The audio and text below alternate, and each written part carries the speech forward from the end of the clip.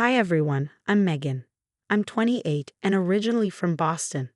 The words played in my head as I paced the kitchen, replaying the scene that had unraveled earlier. You embarrassed me in front of my clients again, Megan. Carter snapped, his tone sharp enough to cut through steel. I froze mid-step, gripping the counter. I just mentioned how we met in college. How is that embarrassing? He groaned, rubbing his temples. It makes me look unprofessional. Just stay away from my work events from now on. This was how it always went.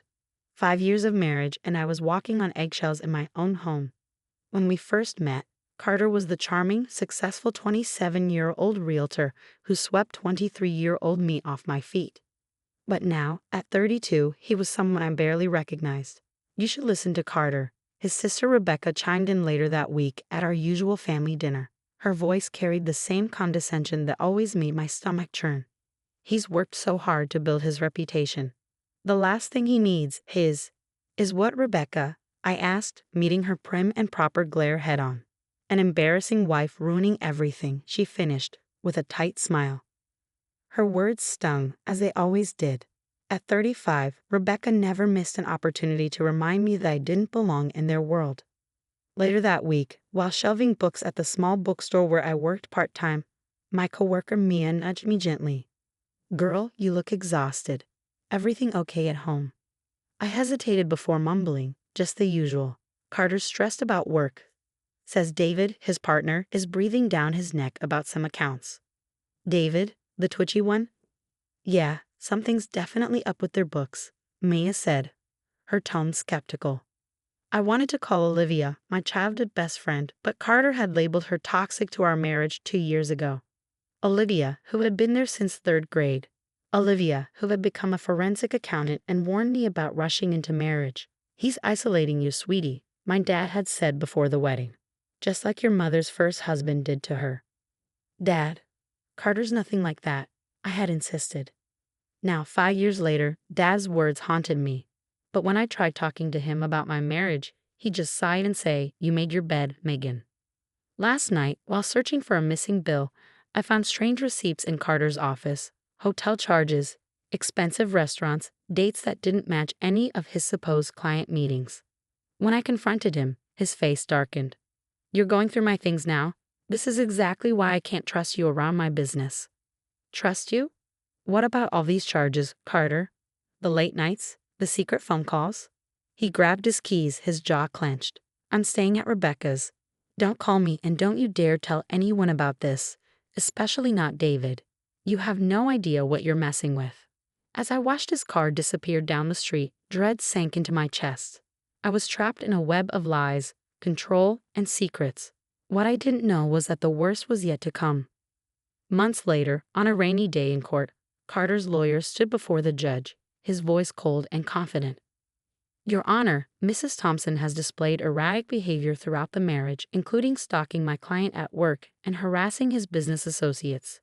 I sat there stunned, as every concern I'd ever raised about Carter's late nights and suspicious finances was twisted into evidence of my instability. That's a lie. I wanted to scream, but my lawyer's warning to remain calm echoed in my mind. The rain battered the courthouse windows as the lawyer continued. Furthermore, she has made baseless accusations about Mr. Thompson's business practices, clearly in an attempt to extort him. During recess, I overheard whispers in the hallway.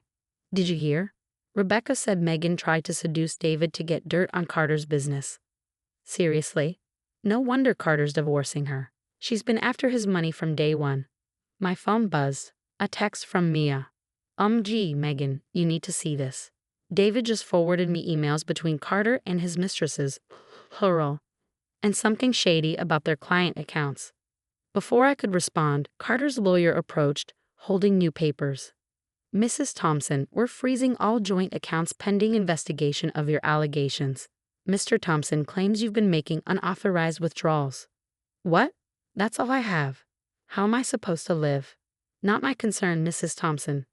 Desperate, I drove to my father's house, rain-soaked and trembling. Dad, please. I have nowhere else to go. Carter froze everything. His face hardened. I warned you about rushing into this marriage, Megan. Now Rebecca tells me you've been spreading lies about Carter, trying to ruin his reputation. Dad, that's not true. Rebecca is lying. Carter's bean. Enough, he interrupted, his tone final. You made this mess. I won't enable your destructive behavior. Your mother and I raised you better than this. The door shut in my face, leaving me standing in the rain, my world crumbling around me. My father's words echoed in my head, cutting deeper than the cold. As the tears blurred my vision, my phone rang. Mia, I croaked, barely holding myself together. Girl, come stay with me, she said firmly. At least for a few days while you figure things out. Mia, I can't ask you to. Shut up and get your butt over here. My couch isn't fancy, but it's better than your car. Later that night, wrapped in one of Mia's old blankets, I scrolled through social media. Rebecca's latest post flashed across my screen. So sad when people show their true colors.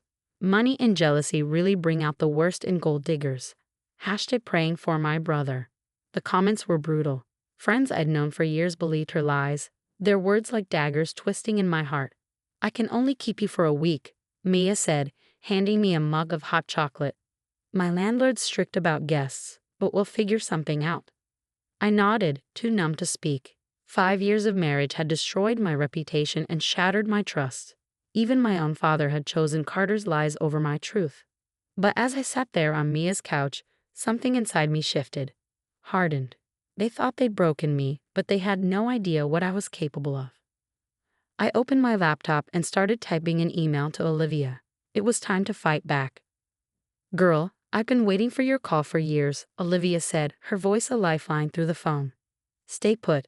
I'm picking you up. 2 hours later, we were in Olivia's home office, surrounded by stacks of financial documents that David had secretly sent me. This is serious fraud, Megan, Olivia said, her eyes scanning the pages. Look at these property valuations. They're inflating prices, pocketing the difference. And wait a minute, she paused, pointing to a section. These wire transfers to offshore accounts, what about them? They're authorized by Rebecca, I realized, my stomach sinking.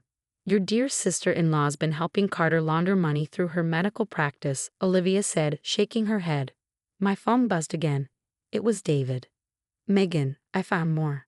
That development deal in Phoenix? Carter screwed me over, pocketed my investment, and blamed it on the market crash. I've got all the paperwork. Send everything, David, I said, my voice steady. And thank you. Olivia whistled as she flipped through the new documents. Baby girl, they're going down. But you need to lay low while we build this case. Through Olivia's connections, I found a spot at New Beginnings, a women's housing organization. My new roommate, Jenna, worked at Summit Publishing. We're actually hiring for an editorial assistant, Jenna mentioned over breakfast. Way better than that bookstore gig. I don't know, I said hesitantly. Carter always said I wasn't cut out for corporate. Jenna snorted. Carter's an idiot. Send your resume. 2 weeks later, I was starting my new job. For the first time in years, I felt capable. Strong. Then one evening, David called again. Emergency, meet me at Rebecca's office tonight. In the parking lot after hours, he handed me a USB drive. Security footage, he said. Rebecca's been meeting with shady investors. Watch the May 15th video. Back at my place, Olivia and I watched in stunned silence. There was Rebecca, walking Carter's mistresses through money laundering schemes. 5 different women, all funneling cash through Rebecca's medical practice. Olivia shook her head, incredulous. Look at these dates, matches perfectly with those hotel receipts. My phone buzzed again. Carter. Hope you're happy living off charity. Rebecca tells me you're spreading more lies. Back off or else. Or else what? Olivia scoffed. He's getting nervous. We're close to something big. I spent nights organizing evidence, poring over every detail. Days were spent building a new life at Summit. My first manuscript acquisition was approved, and my boss called me a rising star. Look who's thriving, Jenna teased one evening, Miss Editorial Assistant with a corner desk. Then, one afternoon, Olivia burst into my office. Found it, the smoking gun. Rebecca had been falsifying medical billing codes, processing Carter's dirty money as patient payments. How much money are we talking about? I asked, breathless. Millions, Megan. They've been running the scam for years, long before you even married him. That night, I lay awake, the weight of it all pressing on me. All those years of gaslighting, Rebecca's snide comments, Carter's control, it all came rushing back. It hadn't been in my head. The evidence was right there in black and white. My phone buzzed with a message from Rebecca. Rebecca, heard you got some pathetic publishing job. Still trying to prove you're not a gold digger. Give up, honey. Nobody believes you. I smiled, thinking of the documents safely stored in Olivia's office. Oh, Rebecca, I whispered to myself. You have no idea what's coming. Moments later, a text from Olivia jolted me awake. Olivia, turn on channel 7. Now. The screen lit up with breaking news. There was Carter being led out of his office in handcuffs. Rebecca stood outside her medical practice, screaming at FBI agents. Anchor. A massive real estate fraud scheme has been uncovered today, involving prominent realtor Carter Thompson and his sister, Dr. Rebecca Collins. My phone exploded with messages. Mia, OMG girl, you did it. David, finally got what they deserved. Thank you. Later that evening, Olivia burst into my office at Summit Publishing, champagne in hand. 15 years, baby. The judge threw the book at them, she announced triumphantly. Not long after, my father's voicemail came through. Dad, I saw the news. I was wrong, so wrong. Please call me back. Delete. 2 weeks later, I sat in the courtroom. Carter and Rebecca were both being sentenced. Your Honor, I had no idea. Rebecca sobbed. The judge's gaze was unrelenting. Really? The evidence shows you personally processed over $2 million in fraudulent transactions. Carter tried to catch my eye, but I stared straight ahead, remembering all those nights I cried myself to sleep, thinking I was the problem. Judge. Mr. Thompson, this court sentences you to 15 years. Miss Collins, 12 years. Your licenses are permanently revoked. Outside the courthouse, reporters swarmed me. Miss Thompson, how does it feel knowing your ex-husband? It's just Sher Mitchell now, I interrupted, a smile tugging at my lips. And I have a book to write. 6 months later, my memoir, Raining Lies, hit the bestseller list. Summit fast-tracked me to senior editor. To karma, Olivia toasted at our celebration dinner. To friendship, I corrected clinking glasses with Mia, Jenna, and David. I couldn't have done this without you all. Did you hear? Mia whispered. Rebecca's husband filed for divorce. Can't handle the shame. And Carter's mistresses, Olivia added with a grin. They all testified against him for reduced sentences. Poetic justice, David said, raising his glass. My phone buzzed again. A text from Dad. Dad, saw your book at Barnes & Noble. So proud of you. Please, can we talk? I glanced at Olivia, who asked, Your father again. Not my problem anymore, I said, watching the TV above the bar. Carter and Rebecca were being escorted to separate prison transport vehicles. The news ticker read, Thompson siblings begin combined 27-year sentence for massive fraud scheme. You know what's funny? I said, buttering my bread. They thought making me homeless was their power move. Turns out, losing everything showed me exactly who I am. And who's that? David asked.